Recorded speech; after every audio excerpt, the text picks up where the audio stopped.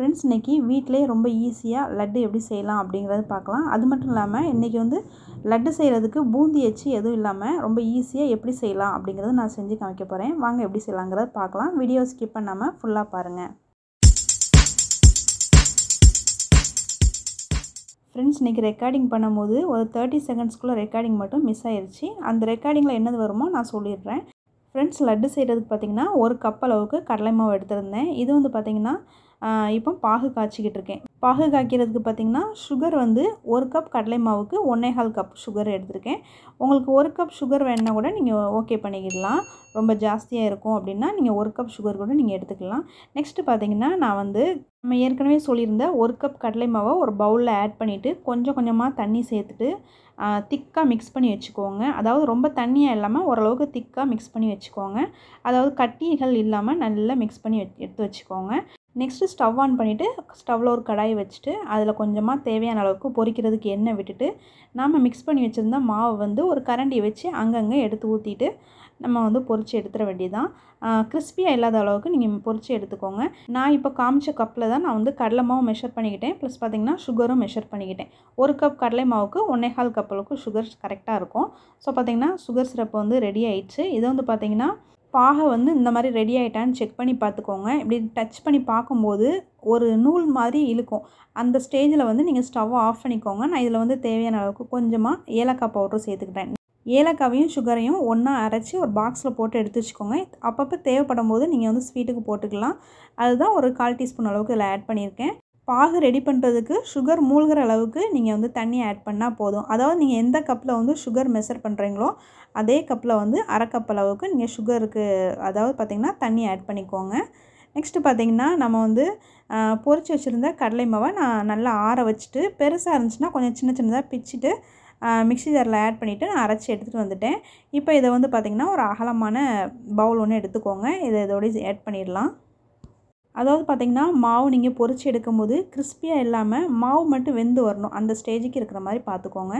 அப்படி இருந்தாலே உங்களுக்கு லட்டு பிடிக்கிறதுக்கு வரும். மாவு மிக்ஸ் பண்ணும்போது உங்களுக்கு தேவைப்படுச்சுன்னா ஒரு பிஞ்ச் அளவுக்கு ஃபுட் கலர் ஆட் பண்ணிக்கோங்க. இல்லைனா ஸ்கிப் பண்ணிக்கலாம், வேண்டாம்னா விட்டுடலாம். இது பார்த்திங்கன்னா ரொம்ப ஃபைனாக அரைச்சிட வேண்டாம். கொஞ்சம் கரகரப்பாக இருக்கிற மாதிரி அரைச்சி எடுத்துக்கோங்க. இதில் நான் ஏற்கனவே ரெடி பண்ணி வச்சுருந்த சுகர் சிரப்பை இதில் ஆட் பண்ணிடுறேன். ஆட் பண்ணிவிட்டு இதை ஒரு அரை மணி நேரத்துக்கு ஊற விட்டுடலாம். அந்த சுகர் சிரப்பில் மாவு நல்லா ஊறி வரணும். அதுக்கு பிறகு நம்ம உருண்டை பிடிச்சி எடுத்துக்கலாம். இப்போ கொஞ்சம் கொழுன்னு தண்ணியாக இருக்கிற மாதிரி இருக்கும்.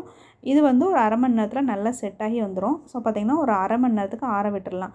அந்த டைமில் பார்த்திங்கன்னா நல்லா ஊறியும் வந்துடும். உங்களுக்கு லட்டு பிடிக்கிறதுக்கு ரொம்ப ஈஸியாக இருக்கும்.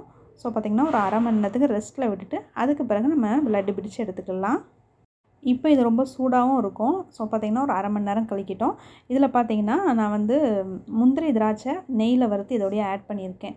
1 டேபிள் ஸ்பூன் நெய்யை ஆட் பண்ணிவிட்டு அதில் முந்திரி திராட்சையை ஆட் பண்ணியிருக்கேன். உங்களுக்கு வேறு ஏதாவது நட்ஸ் இருந்தால் கூட நீங்கள் ஆட் பண்ணிக்கிடலாம்.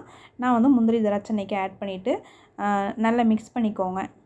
இதில் பார்த்திங்கன்னா நீங்கள் பச்சை கற்பூரம் இருந்துச்சுன்னா கூட உங்களுக்கு அந்த ஃப்ளேவர் பிடிக்கும் அப்படின்னா ஆட் பண்ணிக்கிடலாம். அதாவது பார்த்திங்கன்னா நீங்கள் சுகர் சிரப் ரெடி பண்ணும்போது அந்த பச்சை கற்பூரம் அதில் ஆட் பண்ணிக்கலாம். ஒரு பிஞ்ச் அளவுக்கு நீங்கள் ஆட் பண்ணால் போதும். உங்களுக்கு அந்த ஃப்ளேவர் பிடிக்குன்னா நீங்கள் ஆட் பண்ணிக்கோங்க. ஓகே, ஒரு அரை மணி நேரம் கழித்து இதை பார்த்துக்கலாம். ஓகே, 1/2 அன் ஹவர் ஆயிடுச்சு. இப்போ பாருங்கள் லட்டு நம்ம பிடிக்கிற பக்குவத்துக்கு நல்லா சூப்பராக கெட்டியாகி வந்திருக்கு பாருங்கள். இந்த ஸ்டேஜில் இருக்கணும், உருட்டுற அளவுக்கு இருக்கணும். இப்போ நமக்கு நல்லா ஆறி லட்டும் அதாவது அந்த மாவு கொஞ்சம் ஊறி வந்திருக்கு. அந்த பூந்தி இந்த மாதிரி எடுத்தோம்ல மாவு பொரிச்சு எடுத்தோம்ல அது எல்லாமே நல்லா ஊறி சாஃப்டாக வந்திருக்கு. இந்த ஸ்டேஜுக்கு நீங்கள் இருக்கும்போது உருட்டி எடுத்துக்கலாம். கரெக்டாக பார்த்திங்கன்னா எனக்கு 1 கப் அளவு நான் ஒரு 100 கிராம்லேருந்து 150 கிராமுக்குள்ளே தான் நான் அளந்த மெஷர்மெண்ட் கப்புக்கு 13 லட்டு எனக்கு கிடச்சிச்சு. அதாவது பார்த்திங்கன்னா ஒரு 150 கிராம் அளவுக்கு தான் அந்த மெஷர்மெண்ட் கப்பு இருக்கும். எனக்கு கரெக்டாக பார்த்திங்கன்னா ஒரு 13 லட்டு கிடச்சிது. நீங்களும் ட்ரை பண்ணி பாருங்கள். ட்ரை பண்ணி பார்த்துட்டு எப்படி வந்துச்சு அப்படின்னு சொல்லுங்கள். நான் இன்றைக்கி சொன்ன மெத்தட் பார்த்திங்கன்னா பிகினர்ஸ்க்கு ரொம்ப ஈஸியாக இருக்கும். அவங்க பார்த்தோன்னே ஈஸியாக செய்ய ஆரம்பிச்சிருவாங்க. ஸோ பார்த்திங்கன்னா இந்த மாதிரி ட்ரை பண்ணுங்கள். ஃபஸ்ட்டு நீங்கள் ட்ரை பண்ணுறீங்க அப்படின்னா இந்த மாதிரி நீங்கள் ட்ரை பண்ணி பாருங்கள். வீட்டில் பூந்தி எச்சு இல்லாதவங்க இந்த மாதிரி ட்ரை பண்ணி பாருங்கள். ரொம்ப ஈஸியாக குயிக்காக செஞ்சு முடிச்சிடலாம். லட்டு செய்கிறதுக்கு ரொம்ப டைம் எடுக்காது. ஓகே, நான் மறுபடியும் வேறு ஒரு ரெசிபியில் மீட் பண்ணுறேன். பிடிச்சிருந்தா லைக் பண்ணுங்கள். மறக்காமல் சப்ஸ்கிரைப் பண்ணிவிட்டு பாருங்கள். தேங்க்ஸ் ஃபார் வாட்சிங்.